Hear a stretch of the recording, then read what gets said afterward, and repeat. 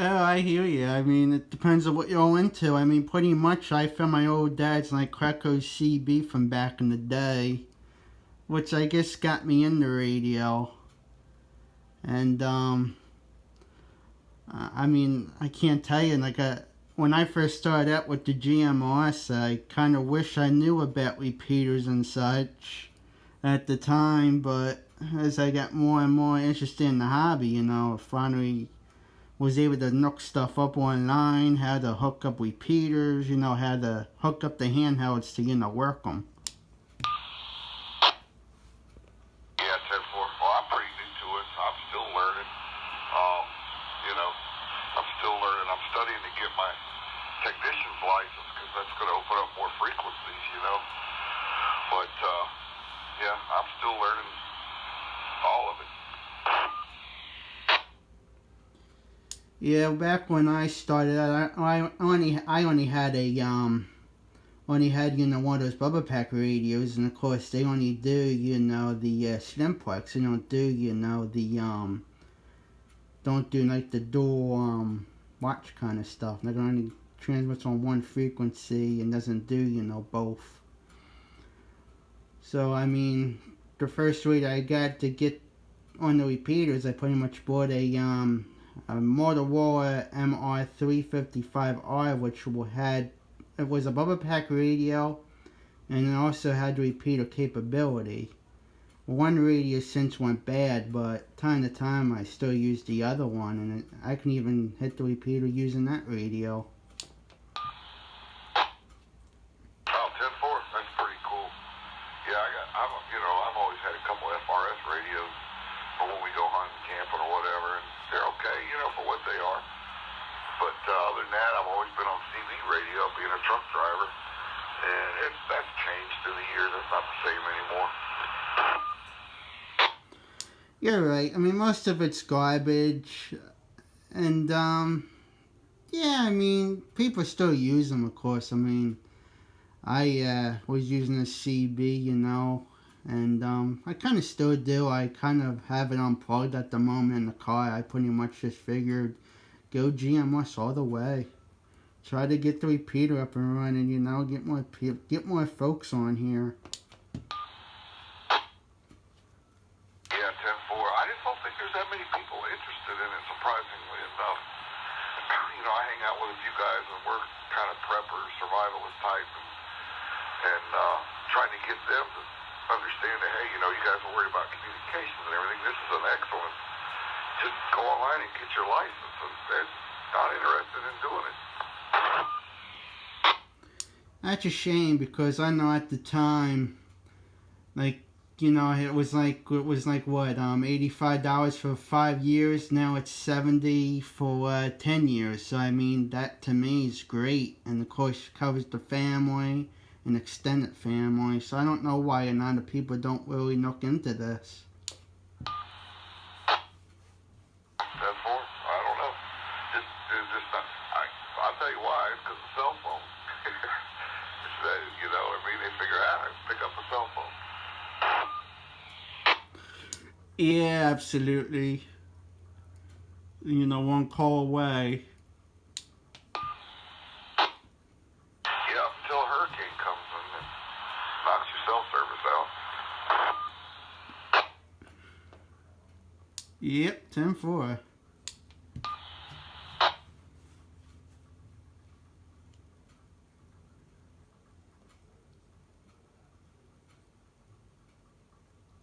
And of course, everybody comes in a panic, like, what to do? What do I do?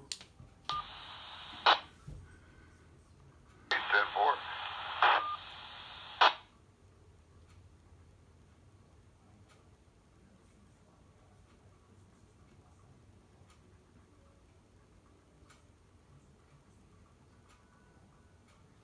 Yeah, it's nothing more than a repeater, which is really all it is. Yeah, I remember back in the day, finding one of my dad's old, cellular phones, and the thing was like a brick. It's amazing how things got smaller and slimmer. 10-4. A minute. You couldn't wait to make a phone call. It cost you 30 cents a Oh, heck yeah. Yeah, what did those times go to?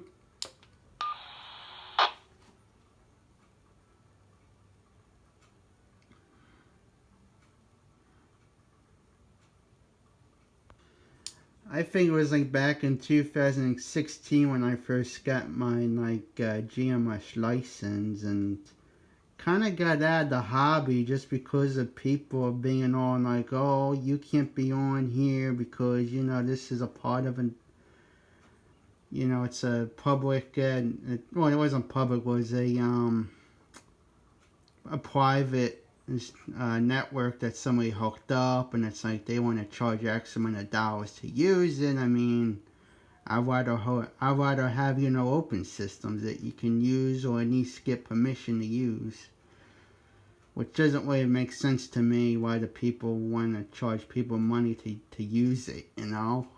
X amount of dollars when you probably better off just buying your own equipment and such.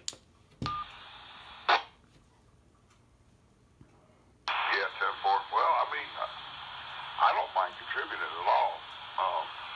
But I hear what you're saying. But the repeaters, I mean, they do cost a little money to maintain and keep up and whatnot. Oh, that's true. That's true. But sometimes in certain states, depending on who's the user, like who's in charge of the repeater, some people just kind of want to keep it to themselves and not really share with anybody. But yeah, I definitely know there is cost involved. That's for sure. Yeah, 10-4. Yeah, there's a few of them.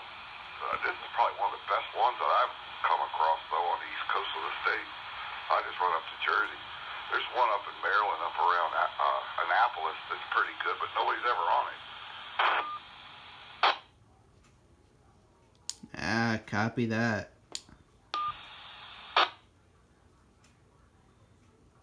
You know how it is. Sometimes it's hit or miss. Because some people, even if those repeaters are around, some of them don't list it on my GMRS. And of course, my GMRS is a great, way to find repeaters in your area. Yeah, 10-4, it is. It is. That's what I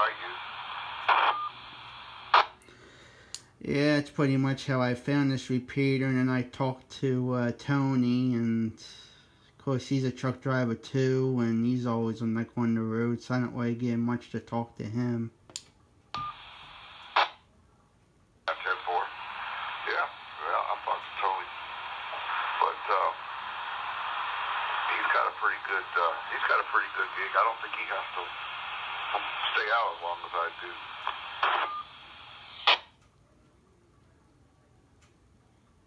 Ah, 10-4, copy that.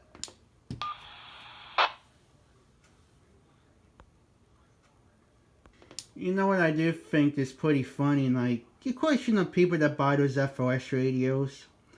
Pretty much little kids and stuff use them. I remember just having it on scan and people being like, "Hey, is that cops talking?" Because they don't understand the whole GMRS ordeal. Yeah, 10-4. A lot of people use them that are traveling together. I'll put mine on scan. If I see like a U-Haul and a couple cars following, I'll put it on scan, and inevitably they'll be on FRS. Yeah, 10-4. I like to scan the bands just to hear what's going on. I mean, there's some businesses that use them too. I mean, I'm not saying every business uses them. I mean, most of them are using the business bands, but I mean, there's some good use. I mean, traveling, using it for car-to-car communications. Yeah, we used them. When we go camping and stuff, we use them, and I mean, they've always worked all right for that. Oh, sure they do.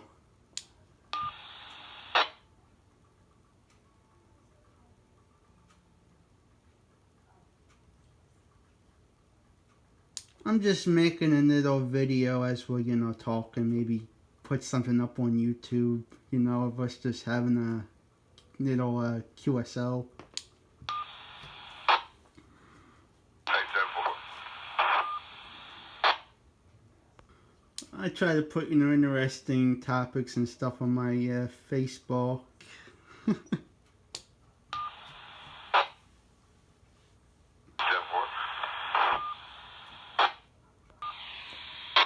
Yeah, name's Richie. That's right, Richie. I remember now. Again, this is Robert. WRJS 96373 to you, Richie. I'm going to run back inside here. Started getting chilly. My radio's not working inside as well as it is outside. All right, Robert. 73's to you also. Thanks for the little QSO rather. I'll be talking to you. This is WRJI 922. Hope to talk to you again. And I understand sometimes with these radios, the indoors, it depends on, your surroundings pretty much. Yeah, 10-4. Just like to say this. I'm down in Sarasota, South Sarasota at that. Well, I'm surprised I'm even talking to you off of this repeater. WRJS 963. I'm clear. Alrighty, 10-4. This is WRJI 922, and I'm also clear.